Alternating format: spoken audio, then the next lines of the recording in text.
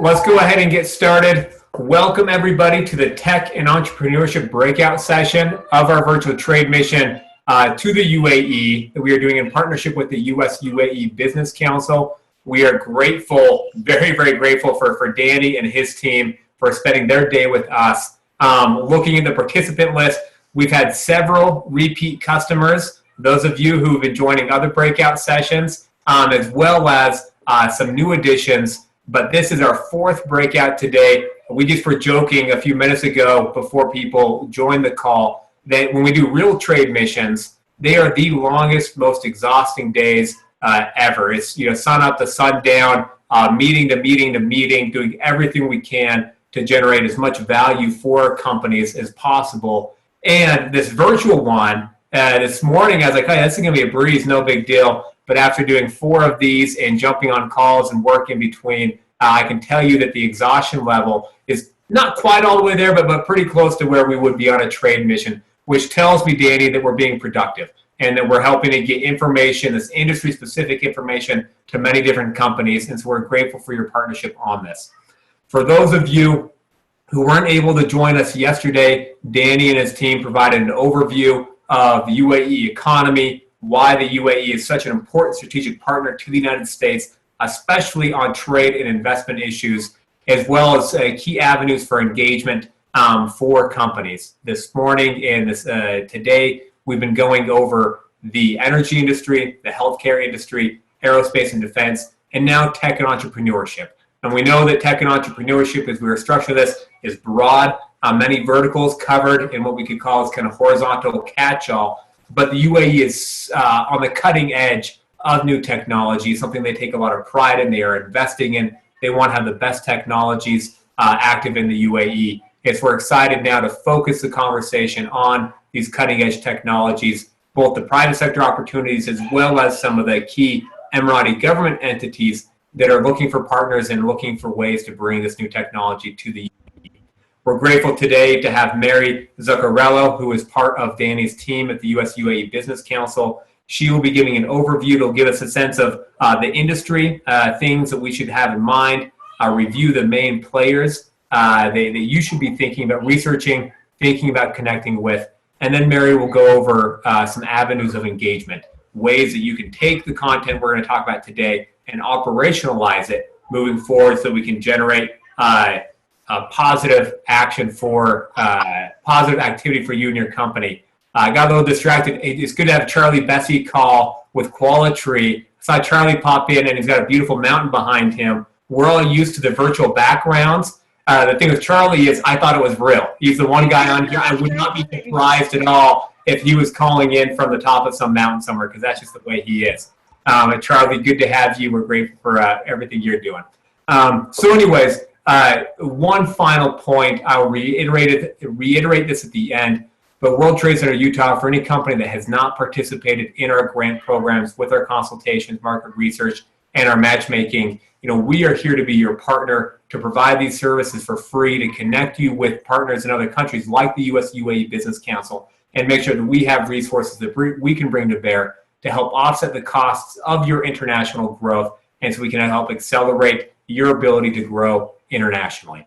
So with Danny, with that introduction, I'll pass it over to you, after which we'll hear from Mary. And again, one final note before I forget, we intentionally are doing these breakouts as meetings and not webinars. We want you to jump in. We want to have you ask questions to dive a little bit deep into things that are important and interesting to you. Danny and his team, they're not experts on every new technology, but they are experts on how to find the right people to connect with in the UAE.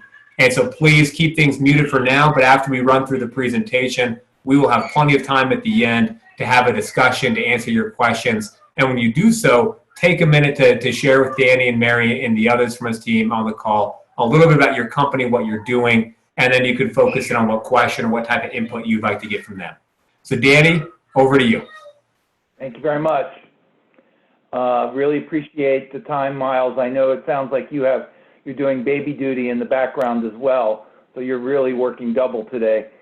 Courtney, you and your team have been wonderful in putting these sessions together, and we really appreciate the opportunity to engage virtually with Utah and Utah-based companies, and we're excited to be part of your trade mission, perhaps in October or November or later in the year, whenever it occurs. We wish we could be in the UAE with you all today, but short of that, here we are virtually. Let me just say a few general words, and then I'll turn it over to Mary to give you some specifics on this vertical. The Business Council has about 160 or 70 members at this point.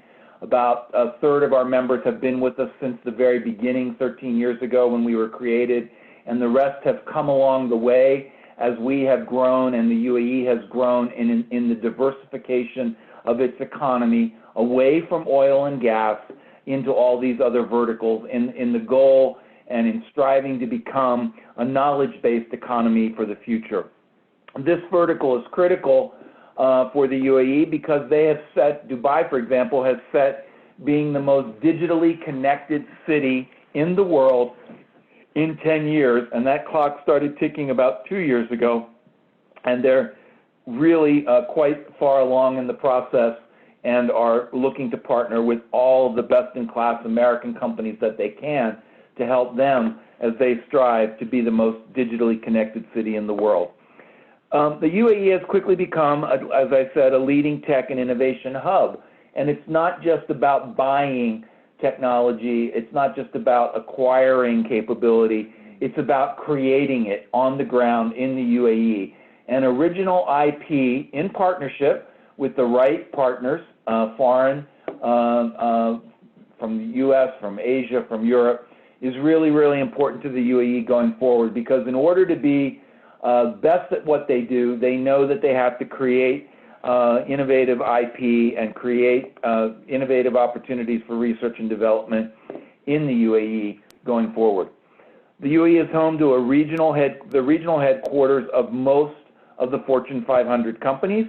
It has also given rise to a large number of local startups and attracted numerous regional and global startups seeking to scale their operations. Mary will get into this in a moment, but Careem being acquired by Uber and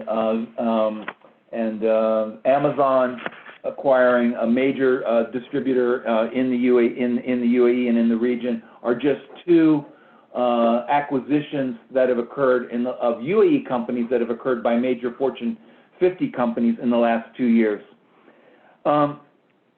Mary, why don't you kick it off and start on the next slide and talk a little bit about the way the UAE economy is diversified. I'll turn it over to you. Thanks, Danny. So yeah, as Danny was saying, technology has played a really big role in the UAE's efforts to diversify its economy. And given this, they've really endeavored to create a business-friendly environment with favorable regulations, low taxes, and strong government support at both the federal and emirate levels. So they've built several frameworks to facilitate the adoption of revolutionary new technologies, and these are listed here as you'll see. So the UAE Artificial Intelligence Strategy was put in place in 2017 to allow the UAE to use artificial intelligence to boost government performance and efficiency, and also create a new market with high economic value as part of its economic diversification efforts. It also covers a wide range of sectors. So this involves transport, health, space, renewable energy, education, and more. And they're really looking to see how artificial intelligence can be used to boost these sectors. And then the Emirates Blockchain Strategy 2021 was put in place in 2018. And at this time, the UAE announced that it would become the first blockchain-powered government, with 50% of government transactions in a blockchain platform by 2021. So the UAE is now using blockchain for data exchange between government entities, for payment systems, and for storing health information. Dubai has also created a 3D printing strategy, 2031, and this aims to have 25% of Dubai buildings being 3D printed by 2030. The UAE has also provided significant funding for small and medium-sized enterprises, startups, and entrepreneurs through several programs that they've created.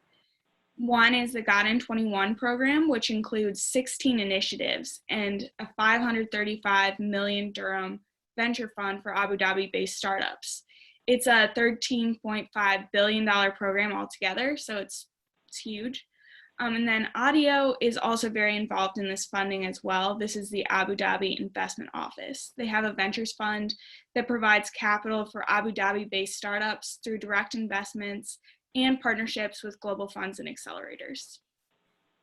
The UAE is also home to a large number of banks, government vehicles, and sovereign wealth funds that support the innovation economy. It's all part of the ecosystem in the UAE. And at the same time, they've been encouraging co-working spaces, incubators, and accelerators, and there's been a proliferation of those in the past few years. Given all of these initiatives, UAE is clearly a key vertical in the relationship with the US, and a large number of partnerships have been created between the key players, which I'll get into next. So the UAE has a large number of federal and emirate level institutions that lead its push into new technology. As mentioned previously, artificial intelligence is a huge area of focus for the UAE, and given this, they have a Minister of State for Artificial Intelligence. This was the first ever Minister of State for Artificial Intelligence in the entire world, and he's working to create safe, effective use of artificial intelligence in the UAE. Abu Dhabi also has a digital authority that was established to support the digitization and personalization of government services. And Dubai has Smart Dubai, which leverages emerging technologies, including blockchain and AI, to make all government transactions 100% digitized and government processes more efficient. Dubai is also home to Dubai Future Foundation and other leading UAE government entities, including Mubadala and Hub 71. Mubadala has Hub 71, which is a global tech hub and incubator in Abu Dhabi, and it provides incentives for startups to set up in the UAE. So this is one of many accelerators. Mubadala is also has an arm called Mubadala Ventures that's based in Abu Dhabi and San Francisco.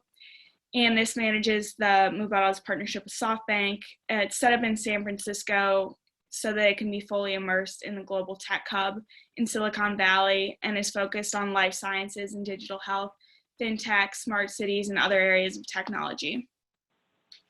Free zones are also a major part of the ecosystem in the UAE. These include Abu Dhabi Global Markets, Dubai International Financial Center, DIFC, and DMCC. They're all supporting tech startups by providing access to capital, workspace, and mentorship.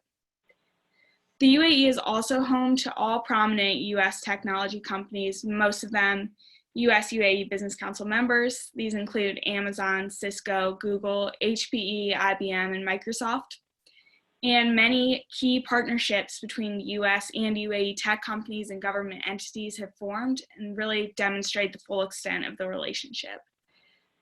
For example, as Danny mentioned earlier, Amazon acquired Soup.com for $800 million. This was a huge success story. Uber acquired Careem, a ride-sharing service. And in January 2020, IBM opened 2 data centers in the UAE, and Microsoft has also opened 2 data centers in the UAE. So there's a lot of bilateral partnership in this area. So now I'll talk about how businesses can engage. The UAE hosts a number of major conferences that are specifically focused on technology.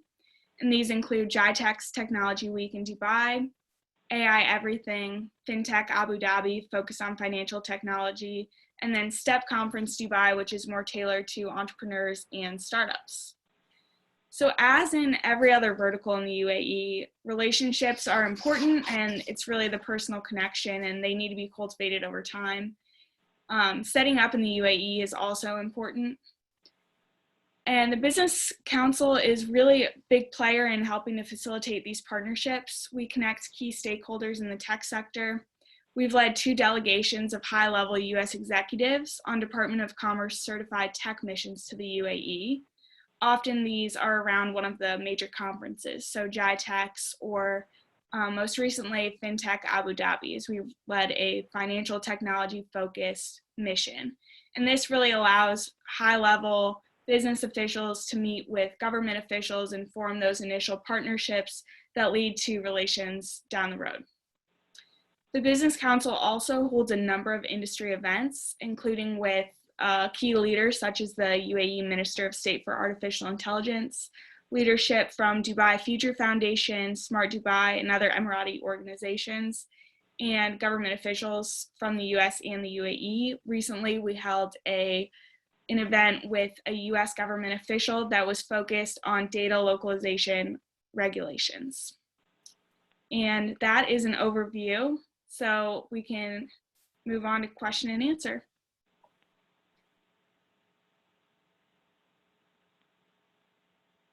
Great. Thank you, Mary, for that overview. That was fantastic. And again, for everybody, we'll provide the slides after the fact so you can use that as a resource. Before we jump into the questions, the Q&A, I just want to reiterate, I know that many people sent questions to Courtney before the session. She's going to run through a couple of those, and then we'll open it up for broader comments. But even if you send a question to Courtney, feel free to unmute your mic and jump in. Because we do want to make this a very collaborative discussion for the balance of our time together. So again, Mary, thank you. Courtney, over to you to moderate the discussion. Okay. Thank you. That was excellent, Mary. Really appreciate that. All right. So a couple questions. Someone had asked in advance, what is the demand or interest for digital solutions for the elder care market? And is there an investment opportunity for US-based digital tech startups? And then they have one more question too, but so that don't overwhelm me, we'll do 2 out of the 3 initially. Can you repeat that, please, Courtney? I'm sorry. I'll do one at a time. Is there a demand or interest for digital solutions for the elder care market? So we had that question earlier today, and there is. Session. Yeah. What's that? I said it was in a different session though. Right. It was less about digital care solutions and more about healthcare related, I believe, as opposed to digital solutions. Right. There is. We know that there is. We're not steeped in the details of that right at the moment. Mary and Christopher will take those as a question to ask some of our partners. I mentioned on the session this morning that the Emiratis take care of their elderly very, very seriously, but they're very, very private about it. And I also mentioned on the earlier call that they're using applications like Watson, IBM Watson, and other things to help them with some of these things. Cleveland Clinic, some of its facilities have been dedicated to working with Emirati families and dealing with their elders and some of the conditions that they face in that regard.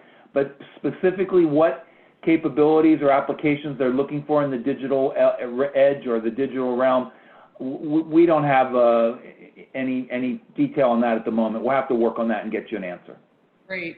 And then they'd also asked, is there investment opportunity for US-based digital tech startups? Absolutely. And in fact, they're even adding money, bringing VC to the table. They're doing that through their office, some of the sovereign wealth in San Francisco and Los Angeles, in New York City. They have the accelerators that Mary mentioned and the hubs that Mary mentioned are bringing the startups there and giving them access, teaching them how to access the local market. The Dubai, I've given them briefings to the Dubai Accelerator Hub. They have American companies there that are on the ground for 2 months. They pay all their costs and expenses for these small companies to come out and try to understand if their capability is suited for the UAE market. And most of the time, Dubai and Abu Dhabi have already decided that there's some interest, or they wouldn't be funding these companies to come for 2 months and work in the hubs and the accelerators. That's great, thank you. And the last part of that person's question was, what are the most in-demand digital sectors? Wow, I mean, I guess if you take seriously what the Minister of AI tells me when I meet with him and others, it's in healthcare. And Mubadala, as I said, I think on a call on the introductory call yesterday, Mubadala's VC arm in San Francisco is investing in local startups in the Valley, and half of the startups which they've invested in are somehow related to healthcare. So I'd have to say the highest critical sector for them is healthcare when it comes to some of these startups in the digital space. Great, thank you. I will tell everyone who's going on our trade mission, you know, and hopefully if we have new dates and if there's space for other people to join, one of the companies that we are meeting with is Mubadala, and then also their venture arm as well, which I know is very hard to get into normally in San Francisco. Mubadala has been nice enough to say that we would also have an opportunity to have their venture group look at our companies that are coming along as well, just for those of you that are part of our trade mission. Just a little side note there. Okay, terrific. That was one person's group. Also, in terms of fintech, I know, David, you had focused a bit on fintech yesterday and said that's a focus. Are there any specific areas of interest within the fintech? I mean, Utah has a very large fintech ecosystem here. Is there any particular area within fintech that the UAE is focusing on? Go ahead, David. Yeah, I think the broad spectrum, payments technology, you know, personal apps, and just to back up, there's two fintech hubs, one in Abu Dhabi and one in Dubai. ADGM, Abu Dhabi Global Market, has created a regulatory sandbox that provides a conducive environment for startups in the fintech space to operate. And then DIFC, the Dubai International Financial Center in Dubai, which is the kind of the older brother of the two financial centers, also has its own fintech mechanisms, including a large amount of funding that they've dedicated to companies who decide to set up in that center. And it's really not specific to any particular type.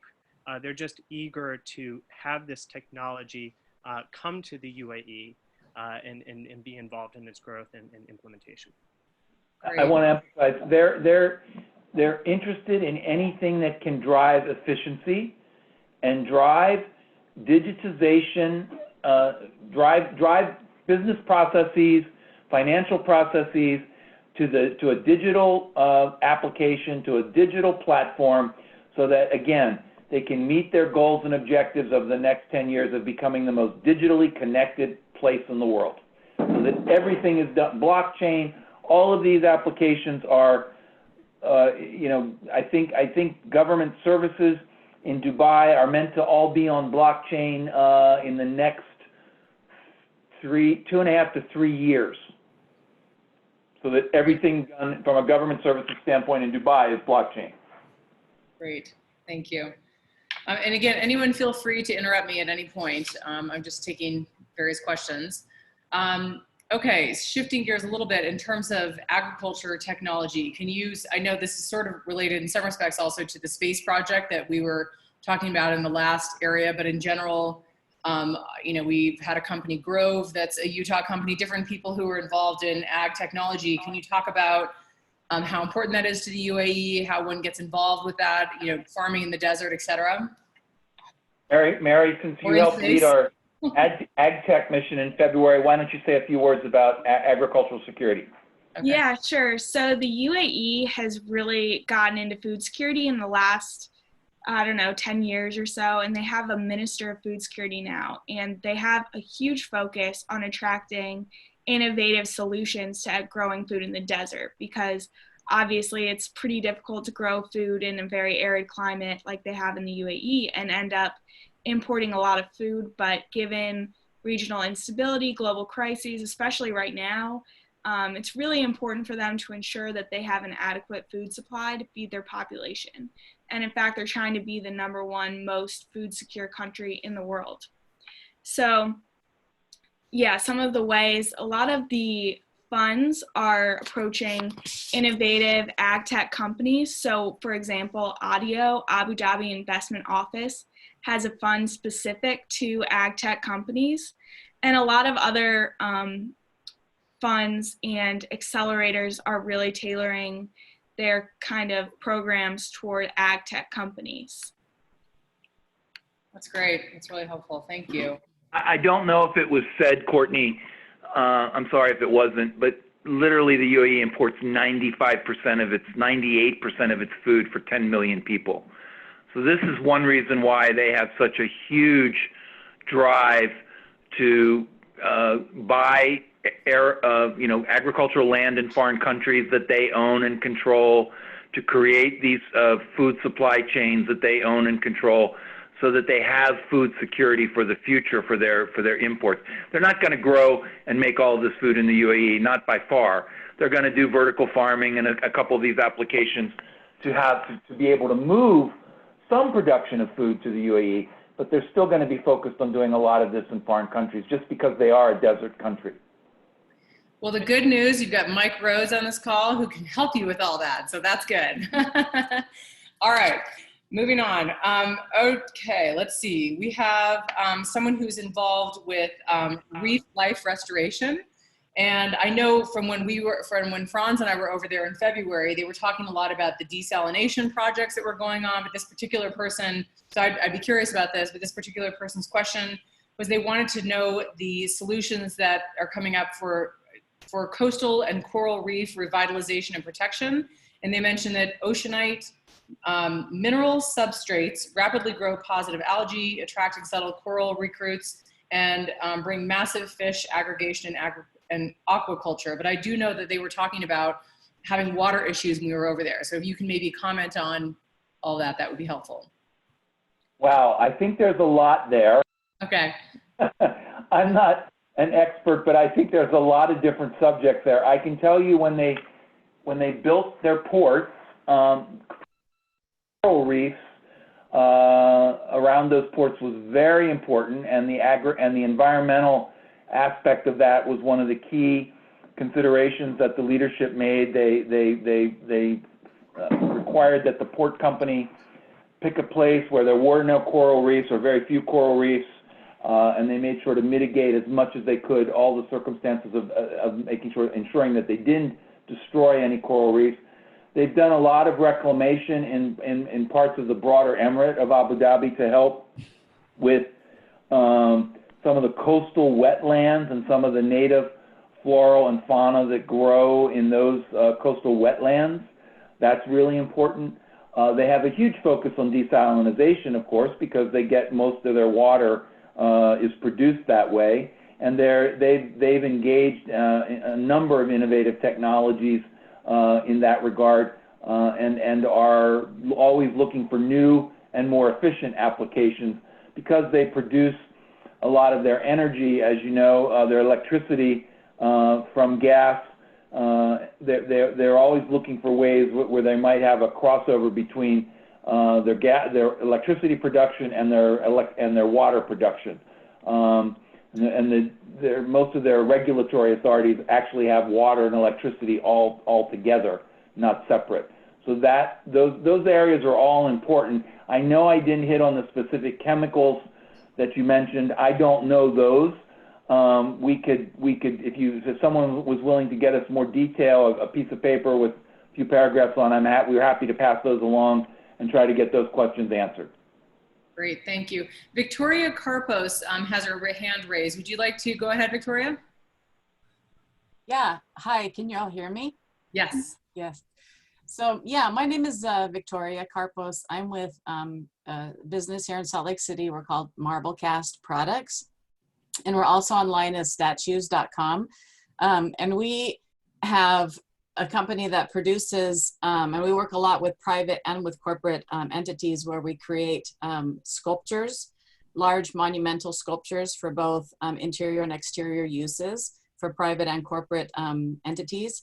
And we have found in the last few years, several years, that we have lots of opportunity with the UAE to possibly have our services there to create artistic public art or private art for, for Fortune 500 companies, for CEOs, for leaders of those industries, for parks, for new developments. And I'd like to understand what kind of opportunities, we can reach out to there, manufacturing them here and working with companies there. Wow, that's pretty specific. I mean, Abu Dhabi and Dubai both have cultural authorities that would do that sort of thing for the government.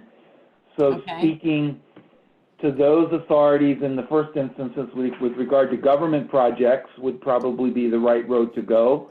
With regard to companies, I mean, for the American companies, it might be as simple as engaging here in the U.S. as a start with their headquarters. Most likely it's going to be engaging with their headquarters in the region, in Dubai or wherever that is, and understanding what the American companies' need might be for something like that. There's a list of 40 or 50 top Emirati companies, which are the key Emirati companies in the marketplace. We have a listing of that somewhere on our website. It's pretty widely available. Those would be the Fortune 50 companies of the UAE, if you will, that would be the ones to engage in a project like that or utilize a project like that. But I'm sure you know it would be similar to the way you do it in the United States. You have to engage at the corporate level headquarters with that part of the company that's focused on, you know, putting an artwork like that in place wherever, on their campus, on their corporate headquarters, whatever it might be. Mm-hmm. Okay. So beyond that, I would, and then there's always the museums, of course. They fold under the cultural offices that I talked about, whether it's the Sorbonne or not Sorbonne, I'm sorry, but the Louvre or some of the other mega museums that have been built or being built in the UAE. There might be interest there for something about what you're talking about. Okay. And I wasn't at the beginning of the call. Thank you for that information. I wasn't at the beginning of the Zoom call. Is there a website that's right behind there on your poster behind you there where I can reach out to? Yeah, USUAEbusiness.org is our website, but Courtney's going to help folks connect as well afterwards with some of the information at our website as well. Okay, thank you. You're very welcome. Thank you. And I'm keep going, but is there anyone else that has questions right now? Oh, Dean Martinez, go ahead. It looks like you just raised your hand. We can't hear you. Can you? Dean, you have to unmute yourself. Unmute yourself, Dean. There Can you you go. hear me now? There you go. Yes, we can. Go ahead. Yes. So our company develops business and by helping technology companies in the United States export their technologies abroad. And so business development is a big thing to us. And so I would like to know from Danny and then from Mary, what you guys did when you first introduced yourself to build relationships with the different people with whom you work and to build trust and those kind of, and I'd like the side of the male and the female, because we have male and female team members that we would like to educate on these things. Well, that's a great There's a lot question. of do's and do nots, all right? Dean, that's a great question. We had it a little easy in the sense that the way we were created, the Emiratis came to the U.S. government and asked that an organization like us be put in place. And so we're something that the UAE government wanted. And because they wanted us, we are validated by them. We are the Emirati entities in Dubai and Abu Dhabi know who we are, know what we are. And so we can get in the door a little bit more easily than the average Joe or Mary, if I could say it that way. Now, once there's all kinds of business etiquette that men and women need to know when they try to, create and build relationships in the UAE. That business etiquette is also on our website, and it's different for men or women because of the role of gender in Islam. And it still is different than the way it is in the West. I'll let Mary talk a little bit now about from her experience, but it's not like in Saudi Arabia where you still might have to wear a scarf or cover yourself. The UAE is much more progressive in that regard when it comes to women. But there's still women that are business leaders and that are pious and conservative.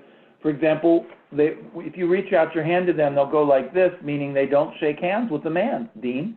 If they don't have anything against you, they're just not going to, you're a man that you're not a family member, so they're not going to shake your hand. So Mary, go ahead and offer some thoughts that you might have. Sure. So when I was traveling in the UAE, I just dressed pretty similarly as to how I would here in a business environment. And I would say originally there were a lot of UAE women in leadership positions as well in the UAE, which I think surprises a lot of people.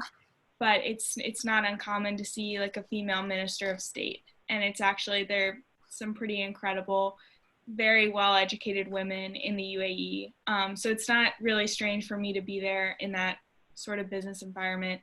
I guess I get in the door because I'm with Danny. Danny is a very well-known figure in the UAE, and definitely being part of the U.S. U.A.E. Business Council is, opens doors in terms of meeting people. I will say, I was going to mention the handshake thing. Sometimes as a woman, men won't offer their hand to me, but if I offer my hand to them, they'll shake it. So yeah, there are certain things like that, but it's all on our website too, as Danny mentioned. Dean, I guess I'll let one last point to underscore, and Miles has mentioned this, Courtney's mentioned this, it's all about relationships. Mm-hmm. And you build business ties there by creating relationships, and that effort is persistence. It's not done on it's just not once over or twice over in order to create, but once you build a relationship with someone, that relationship can last for life. So I'm not saying that in the West it's not about relationships. We just approach it very differently than they do. Right. So out here in the States, we like go to sports to do bonding and have meals together to bond. Is that the same way it is over there? Becoming more accepted because they're dealing a lot more with the West and others. But traditionally, you might live and work in the UAE. Remember, now let me just, 10% of the UAE population is Emirati citizens. 90% of the people that live and work there are foreigners. So out of a population of 10 million, 9 million are from another country and are not citizens of the UAE. So you might live there for 2, 3, and David can attest to this, 2, 3, 4, 5 years and never be invited into an Emirati home. Again, as I said on the elderly question, the life at home, and this gets to a little bit of with, I guess, about Islam as well, is a very private space. It's a place where the woman can take off her covering. It's a place where everybody lets their hair down, and that's very, very private. So again, that business is personal, but the way you might connect on a personal level for business might be a little bit different than the way you think about it in the U.S. It might be more going to the office and sit around and drinking tea for 2 hours and talking about nothing at all that has to do with business. And the last 10 minutes of the conversation, you get to the there of the business. In America, we would think that was a complete waste of time. But that's just a different way of approaching business in the UAE or in the Gulf or in the Middle East, which is very important. Dan, I just want to second that. I spent a lot of time in the Middle East, and the relationships are so important. And so what that means for Utah companies is that as you look to grow in the region, there's tremendous opportunity, but there is an upfront cost in building those relationships. But it's a part of the world that I love and I'm fascinated by, and so the building the relationships are rewarding in and of themselves. And then once you have the relationship, you're able to get down to business and do business, and you can find very good partnerships based off of those relationships. Danny, I've thinking things through. One area that I think would be helpful for our companies to get some additional insight is around the relationship between Mubadala, Audio, and then also I know Audio, the Abu Dhabi Investment Authority, I think is been kind of rolled into Mubadala and also Audio. But okay, nope, you're shaking your hand, which is good. The relationship between the different entities I think would be helpful, as well as your thoughts on the best manner of engagement. If I'm a Utah tech company, I feel like I've got technology that is applicable to the UAE, would have some interest there. Also something that would be financially viable and successful just for a straight venture investment. Is it realistic to expect to go and engage with Mubadala Ventures in San Francisco or with Audio or Audia?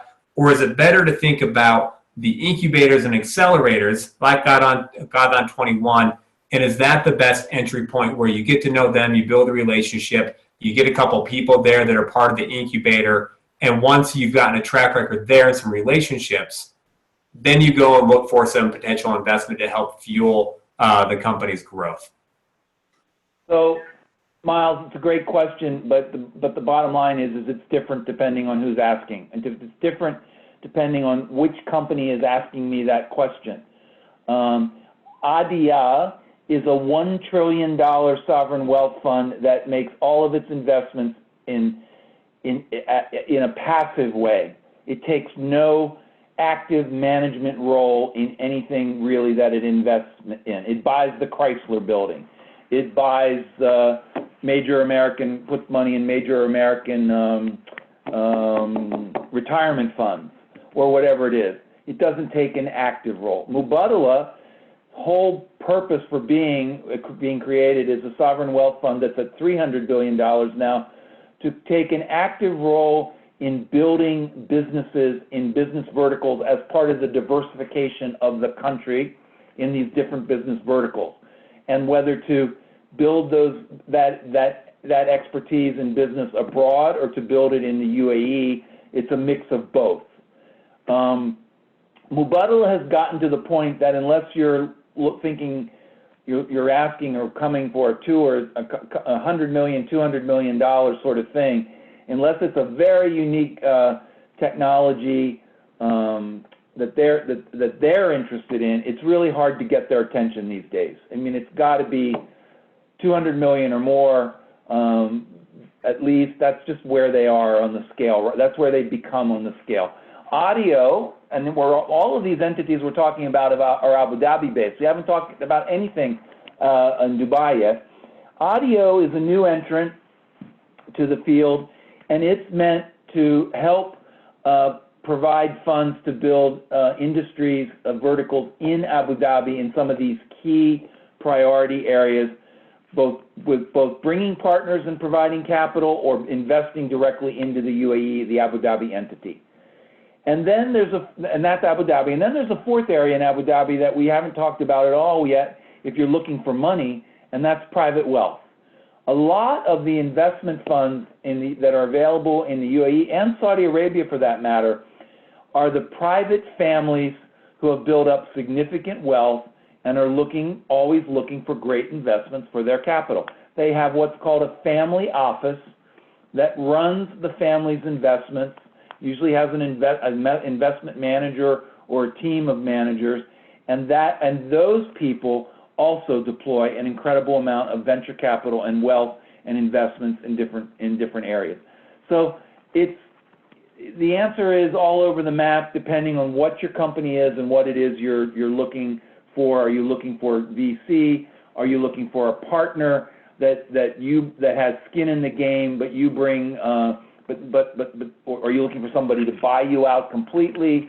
Are you looking to find a partner in the UAE who also is in your vertical and wants to do something together jointly, and you both bring technology and money to the table? It's just, the answers are all over the place depending on what it is you're looking for and what it is you have to offer. Yeah, that's a great overview. Thanks, Danny. And then there's Dubai, and then there's the other Emirates. So there's other places to sketch out as well, their sovereign wealth and their investment funds, besides just Abu Dhabi. When you talk about the Dubai Investment Fund, which one is that? Well, they have different names. There's three major corporations under Sheikh Mohammed bin Rashid, which own Emirates Airline, Jumeirah, which own all these business entities, DP World. And we can get you the names of, there's three of them. We can get you, supply the names. But again, they're also operating and running these business verticals from the Dubai standpoint. And DP World has set up its own investment fund right now. It's deploying capital in Los Angeles, looking for startups in the Valley, but doing it from the Los Angeles area. DP World owns City Center in Las Vegas and put almost $2 billion into the creation of that whole complex in the center of Las Vegas, where what's the name of the hotel, David? I'm just blanking. Which is called City, which is the heart of City Center, area hotel. That's all Dubai's money. That's $2 billion that was deployed there 10 years ago, just as an example. Okay, thank you. Garrett, thank you for being patient. Garrett Robertson had a question. You want to go ahead, Garrett?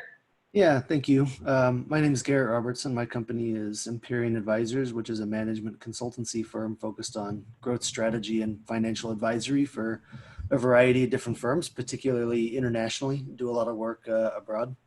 And anyway, I have a rather pointed question. One client I have here locally is actually an ag tech company that has a new vertical hydroponic farming system that they're looking to expand their marketplace with. So far, they've just been selling it domestically here to some small farmers, but they would be very interested in accessing the Middle Eastern markets. And I'm wondering who I would potentially need to talk to develop those kind of relationships, one, and two, how interested are some of these groups in perhaps investing in this kind of tech abroad as opposed to developing it closer to home? Well, they already have. There are two main entities in the UAE, which I'll talk about in a moment, that are focused on this space.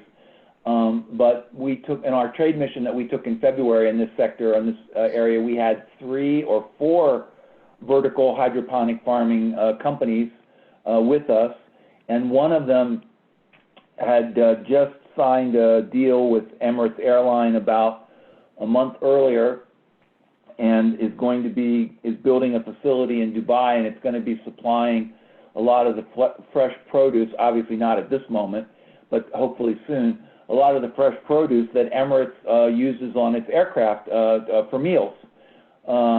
We have another vertical farming company from the New York area that was on the mission that just signed a deal with ADIO, Abu Dhabi Investment Office, to create similar capability on the ground in Abu Dhabi. So there are, between the Minister of Food Security and some of her team and ADIO in Abu Dhabi, there are two offices to talk to directly that can point you in the right direction and help guide your company if there's an interest in the technology that they're bringing to the table. Now, understand, in all of these areas, the Emiratis in digital and in food security, the Emiratis have become very sophisticated purveyors. They are very smart. They have the best advisors behind the scenes helping them to understand what it is going to help them best achieve their goals and objectives for the diversification of their economy that they've set forth in all these plans. And understanding what they have already put out on the internet in those diversification plans is, again, one of the first things you need to do as various companies that are interested in going there to find partners and to find potential financial support. They've already put a lot of that information out for the world to see, and understanding that is a really important first step. Thank you. Thank you. We have a question regarding fintech. They said, with the recent influx of funding from Russian investors and families and other high-risk syndication sources in the region, how aggressive are the Know Your Customer regulatory constraints? They're extremely aggressive, and the UAE is one of the most, adheres to our sanctions on Iran and Russia and some of these other countries probably better and does a better job of it than any other country in the broader region, and that's because the price of the exchange of oil is pegged to the dollar. All of their commerce, their currency is pegged to the dollar. Everything that they do involves the U.S. dollar from a business and commerce standpoint, and they can't afford to be afoul of a lot of these regulations, sanctions that the U.S. has put on Iran and Russia and others. You talk about Russian investment into the UAE. 10 years ago, there were a lot of Russian oligarchs running around Dubai because it was a great place to go on vacation. You still see some of that, but a lot of the Russian money is not really invested in the UAE the way it used to be in real estate. That was in the real estate boom before 2008, before some of that real estate boom crashed. A lot of those Russians lost their shirts at that time. There's some of it's come back, but it's not. It's more in real estate investment and things like that. We don't have a lot of concerns with money laundering and money issues and things like that with the Russians in Dubai and UAE specifically. Thank you. I'm getting a bunch of messages both privately and out to the group in all the sessions, so I'm just going to spend 1 minute on this and then go back to some other questions. We will send out something tonight to everyone about the U.S. U.A.E. Business Council, their process, how you can contact them, and then David will be fielding people's requests. I know everyone's been asking for Danny's number. He's going to be spared that and have David field everyone's request, and then they will decide who should take the request to the next level. So don't worry, you will all have this information, and it will be sent out to you by Hannah, we promise, okay? I'm just going to underscore, we are a membership organization, and we give the grease, the most of the grease to our members because we're a small team of 5 people, and with 160 members, that's what we have to do. That said, we have this wonderful partnership with WTC Utah, and we're going to help you guys with the trade mission when it comes up and be your partners on that. And we'll at least answer your first phone call. How's that? Your first email, and do what we can for you. But at the end of the day, we are a membership organization too, and I just have to say that, underscore that we can't become your personal consultants on this if without some sort of membership commitment there. At some point along the way. Is that fair, Courtney? That's absolutely fair. Absolutely fair. And if and we can even lay out if there were, some, relatively smaller fee if they weren't prepared to be massive members. I know we talked about that in the past, and then WTC can sometimes be helpful through a grant process if you're a smaller company to help out to pay for that, if that makes sense as well. But again, I don't want to spend time on that right now. We can send out that information and answer your questions separately on that so we can spend this time on more substantive information. Is that fair? Good? Okay. Someone in education space, digital education space, had asked about how they have online courses, their educators, to help educators and entrepreneurs in the Middle East with reading skills and learning skills, where they apparently triple people's reading skills online. And they wanted to know what's the best way for this company to go about introducing its platform in the UAE. Sort of digital online learning. We've actually heard this in various forms as well before. Well, sure, that's great. Of course, they have a Minister of Education. They have a Minister of Higher Education. They have a Minister of Science and Tech. So at the government level, approaching these various ministries, is a step. Approaching the universities them directly, the UAE universities and New York University, Abu Dhabi, if it's at that level, would be another way to approach this. The U.S. government works very closely with the UAE government in a lot of different education and training programs, basic English and all of these sorts of things. And talking to the there's a education office in the U.S. Embassy in Abu Dhabi. I'm just blanking on the exact acronym for it. Talking to those folks would be probably very useful as well in getting some leads of the right place to try to interest your technology to the Emiratis. Great, thank you. I'm gonna, in the interest of time, hand this over to Miles to wrap up. So grateful. Thank you all for your help and guidance. Thank you, Danny and Mary, for this overview, and Courtney for moderating the discussion. And thank you to everybody for your questions. There were several other questions we didn't have a chance to respond to. Feel free to send an email to Courtney and Hannah. They'll take a look at it. It may be answered in the slide deck. If we can track down additional information, we're happy to do that. And Danny, thank you for your willingness to provide some follow-up and also to help manage expectations. That's critical for all of us. Just want to underscore for everybody that, again, we measure success from this session not by the content that was discussed, but by the positive action that happens after the fact. We recognize that the UAE is an incredible opportunity. It may not be the right fit for everybody right now, but as companies continue to grow, there could be tremendous opportunity there. We want to plug in and support however possible. We're working very closely with the U.S. U.A.E. Business Council. We also work very closely with the Emirati Embassy and their team in Washington, D.C., as well as the U.S. Embassy there, the AmChams, and we have many relationships across the UAE, and so we're happy to do everything we can to make meaningful introductions for companies in terms of follow-up And when we take a look at it, just like Danny, I think very helpfully managed some expectations. When we take a look at it, if it's the timing's not right or based off of our engagement, the UAE may not be the best fit, we'll be very happy to help point you in other directions and plug in and be additive and supportive there as well. So again, Danny, thank you so much, not only for this breakout, but for all the breakouts today. This has been phenomenal. We're grateful for it. We look forward to continuing the partnership. And most importantly, we look forward to getting together live in the UAE at some point in the future, inshallah, like they say in the region, so that we can do this live and start making some specific introductions with Emirati companies and decision makers with Utah companies as well. So again, thank you, Danny, to the team. Thank you for everyone for joining us, and we look forward to following up with you. Bye-bye.